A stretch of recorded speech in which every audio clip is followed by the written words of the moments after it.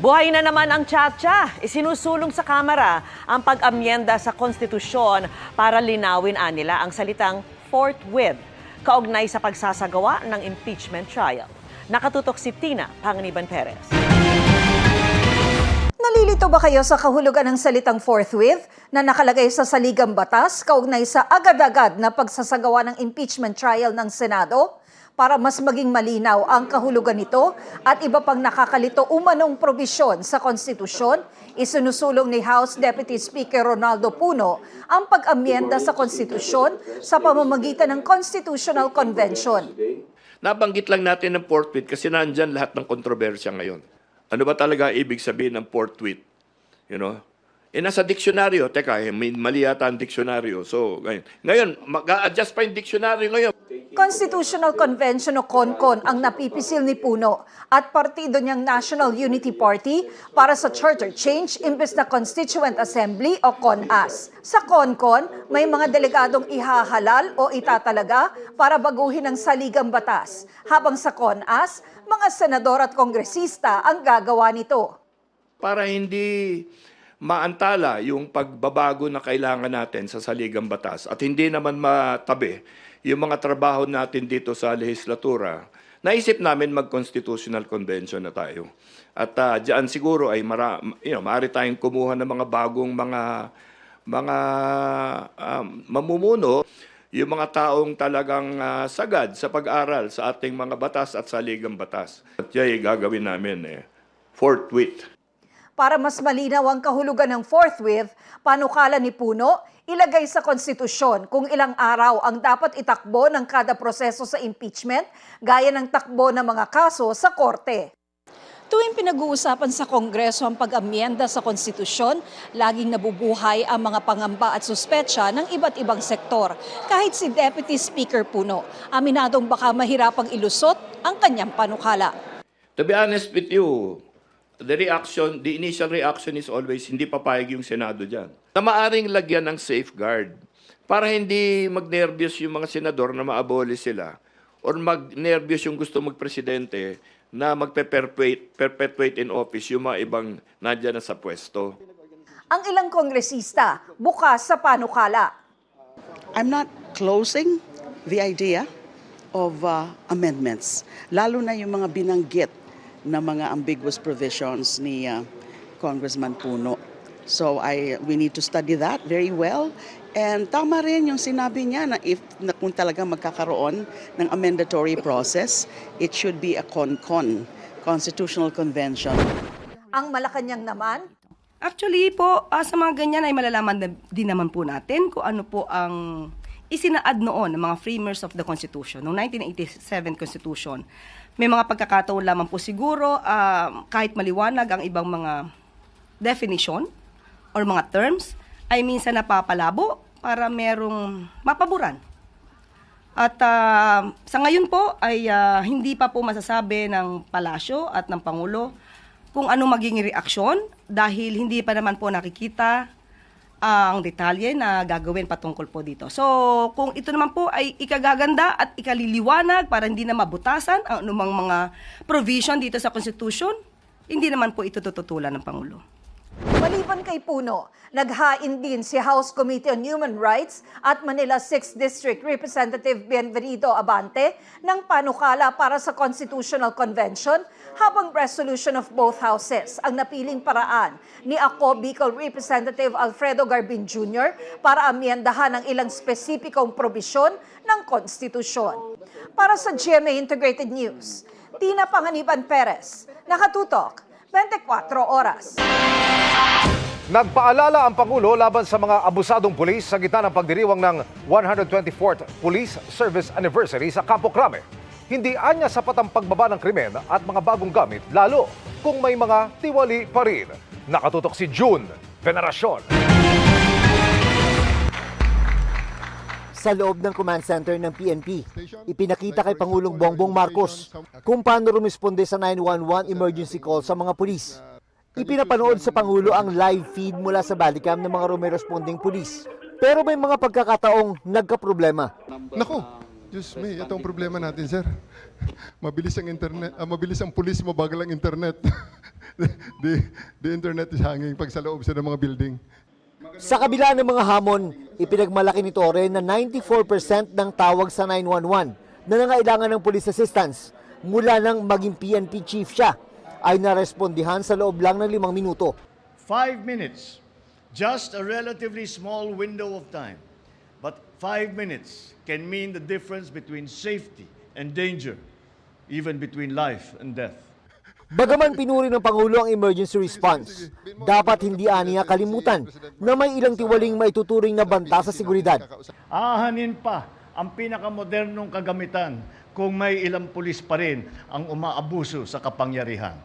Inuulit ko, walang lugar ang katiwalian sa ating kapulisan. Sa datos ng PNP, bumaba ng 7.75% ang crime incidents mula August 2024 hanggang June 2025 kumpara sa nakalipas na panahon. Pero sabi ni Pangulong Marcos, hindi sapat ang numero para maalis ang pangamba ng publiko. May you always be reminded that the true measure of your effectiveness is how safe and empowered our people feel under your watch and the trust that they place in the badge that you wear. Para sa GMA Integrated News, June Veneracion, Nakatutok, 24 oras. Mga kapuso, update tayo sa bagyong Goryo na lumakas at nasa typhoon category na. Ang epekto niyan sa lagay ng panahon, iakatid ni Amor La Rosa ng GMA Integrated News Weather Center. Amor! Salamat, Emil. Mga kapuso, posibleng lumakas palalo sa mga susunod na oras ang bagyong Goryo bago po ang inaasahang landfall o pagtama nito sa lupa. Huling namataan ng Pag-asa ang sentro ng bagyong Goryo. Diyan po yan sa layong 440 kilometers silangan po ng Itbayat, Batanes. Taglay po nito ang lakas ng hangin nga abot sa 120 kilometers per hour at yung pagbugso po niyan nasa 150 kilometers per hour. So malakas sa bagyo po ito. Kumikilos po yan pa west-northwest sa bilis naman na 25 kilometers per hour. Sa inilabas sa track po ng Pag-asa, magtutuloy-tuloy po yung pagkilos ito palapit dito sa bahagi po ng Taiwan kung saan ito posibleng maglandfall o tumama. Bukas po yan ng umaga o di kaya naman po sa hapon. Saka po yan tuluyang lalabas na ng Philippine Area of Responsibility. Maaring sa hapon din o kaya naman po ay sa gabi. Depende po yan kung mapanatili po nito yung taglay na bilis o ito po ay kung magkaroon po ng pagbagal sa pagkilos niyan. Kaya patuloy po nating imomonitor. Habang lumalapit po itong bagyong Goryo, dito po yan sa Taiwan, posible pong mahagip nung malakas na hangin itong bagyong Goryo. Itong bahagi po ng extreme northern Luzon. Kaya po ang Pag-asa, nagtaas na po ng signal number 1 dyan sa Batanes. Bukod po sa malakas sa bugso ng hangin at mga pag-ulan, malalaking alon din po ang mararanasan dyan. Kaya delikado po yan sa mga sasakyang pandagat.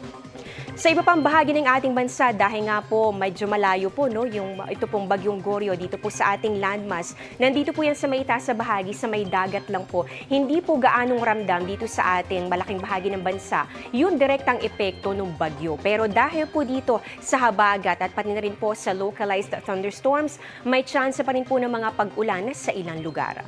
Base nga sa datos ng Metro Weather, ngayong gabi may chance po ng ulan. Dito po yan sa may Batanes and Babuyan Islands. Ganoon din sa ilang bahagi pa po ng Cagayan Valley. Ganoon din dito sa may mga kalat-kalat na ulan din po sa ilang lugar po sa Central Luzon, Metro Manila, Southern Luzon. Ganoon din po dito sa ilang bahagi po ng Visayas at ng Mindanao, pero mga panandalian lamang po mga pag-ulan yan.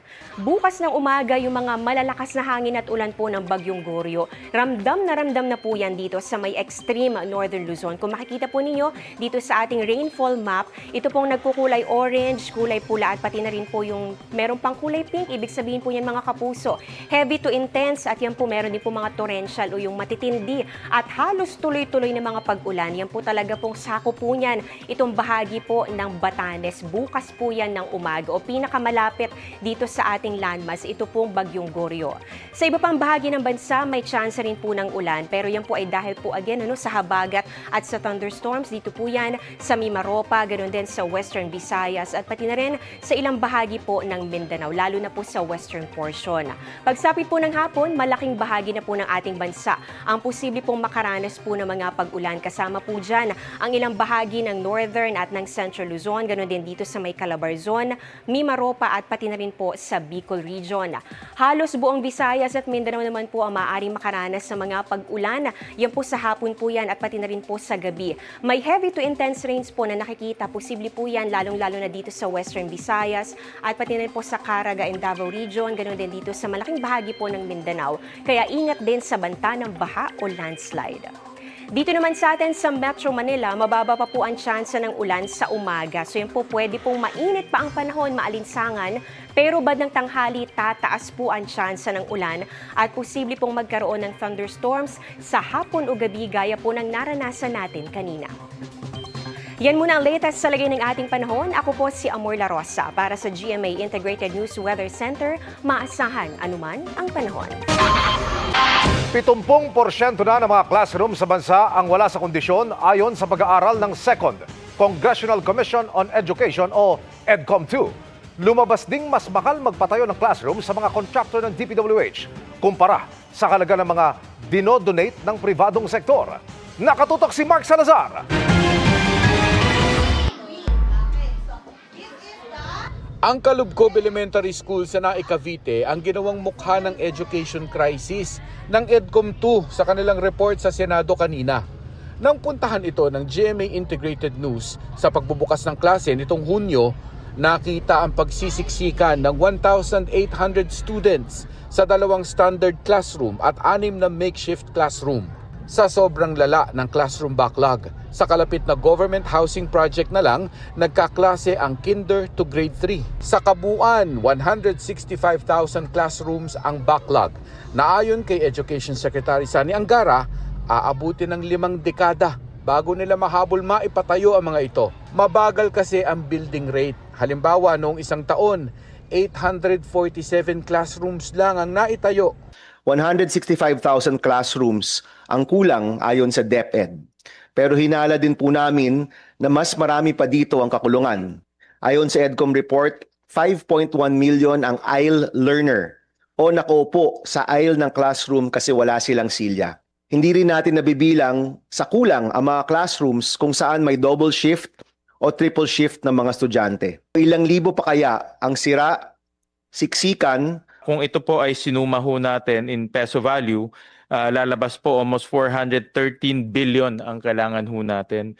Ayon sa EDCOM-2, malamang na higit sa 413 billion ang kailangan dahil wala pa sa nakwenta ang pagkumpuni sa mga kwartong wala na sa kondisyon. Dahil 70% pala ng mga classroom sa bansa ay wala na sa kondisyon. Katunayan, maraming estudyante ang nagkaklase ng may peligro. Wala po kaming school na na-visit na wala pong condemned building pero minsan kailangan talagang gamitin kasi walang pagsiksikan ng mga bata. And siguro po a real mapping out of all of the condemned buildings that are still being used and also a projection of the timeline of their condemnation so that we could match our investments to also replace those classrooms. Lumabas sa pagdinig ng Senado na nasa DPWH na pala ang pondo at responsibilidad sa pagtatayo ng bagong classroom. At nainis si Senador Loren Legarda sa taas ng presyo ng mga kontratista ng DPWH kumpara sa mga kontratista ng private sector na nagdodonate ng classroom. Sa private donor, 20,000 lang per square meter, habang 36,000 sa mga kontratista ng DPWH. For the life of me, almost double. So, the backlog in classrooms, it will be halved with the budgets that we have. Makakalahati po kung yung contractors ng pribadong sektor na donors nila ang gagawa. Di iban na natin yung mga 36,000 na yan kung meron palang halintulad sa quality po na 20,000. Yung pagwawaldas ng pera sa edukasyon dapat walang puwang sa lipunan natin. Dahil hindi lang eskwelahan ang yanakawan, kung hindi pangarap ng mga kabataan at mga pamilya na naghahangad lang na may anak silang makapagtapos. Magbubuo ng technical working group ang Senado para himayin ng mas masinsin ang problemang ito. Para sa GMA Integrated News, Mark Salazar, nakatutok 24 oras. Samantala, hindi sagot ang pagbiyahe para solusyonan ang problema ng bansa. Yan ang buwelta ng palasyo kay Vice President Sara Duterte nang depensahan ito ang mga puna sa madalas niyang pag-a-abroad. May kumasa rin sa hamon ng bise na ilabas ang travel list ng mga kongresista. Nakatutok si Mari Zumali. Nagta-travel ako, lumalabas ako ng bansa dahil frustrated na ang Filipino communities abroad sa nangyayari dito sa ating bayan. Sa sinabing ito ni Vice President Sara Duterte bilang paliwanag sa batikos kung bakit siya nagbabiyahe abroad, bumuelta si Palace Press Officer Undersecretary Claire Castro. Frustrate yung mga kababayan natin abroad dahil ang Pangulo po ay nasa Pilipinas, nagtatrabaho, samantalang ang Vice Presidente ay madalas na nasa personal trip at hindi po sagot ang pagbabiyahe para masolusyonan kung may problema man ang bansa. May patutsada pa siya sa kung ano ba talaga ang layo ng bise sa kanyang ginagawa. Dahil pag pinatanggal po ang Pangulo sa kanyang pwesto, ang makikinabang po dyan ay ang Vice Presidente. At siguro dapat mas maging maliwanag lamang na ang personal trip ay pang-personal agenda. Paglilinaw din ni Castro, hindi niya sinabing nagpunta ang bise sa Kuwait noon nang walang travel authority. Inedit lang daw ang video, kaya nagmukhang gano'n ang kanyang sinabi. Si Duterte naman naglabas ng hamon sa mga bumabatikos sa kanyang madalas na pagbiyahe. Ilabas din siguro ni, sino yan siya? That person, kung kinsa man na siya. Ilabas din siguro nila yung travels ng mga members of the House of Representatives bago sila magtuturo ng mga tao na constant travel. Kumasa rito si Deputy Speaker Ronaldo Puno. Agree ako. Lahat tayo. Maglabasan tayo ng travel. May dalawang klaseng travel, official travel at personal travel.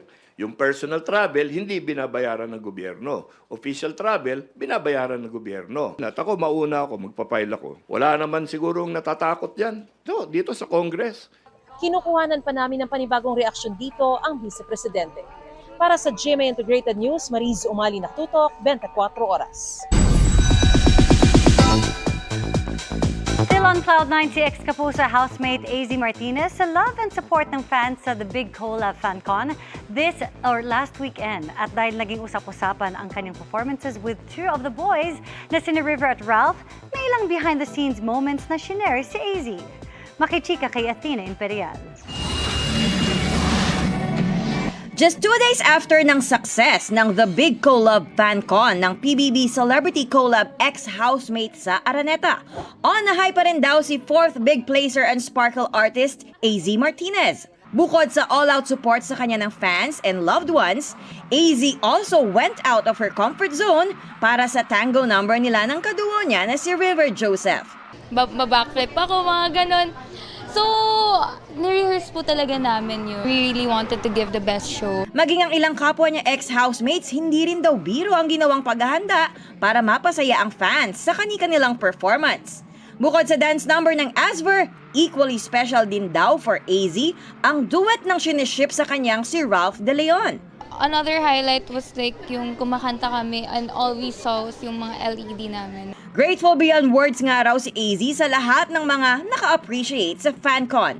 And we're really happy na they were satisfied, they were happy. That's what we really wanted to do. This is for the fans. Athena Imperial updated sa Showbiz Happenings.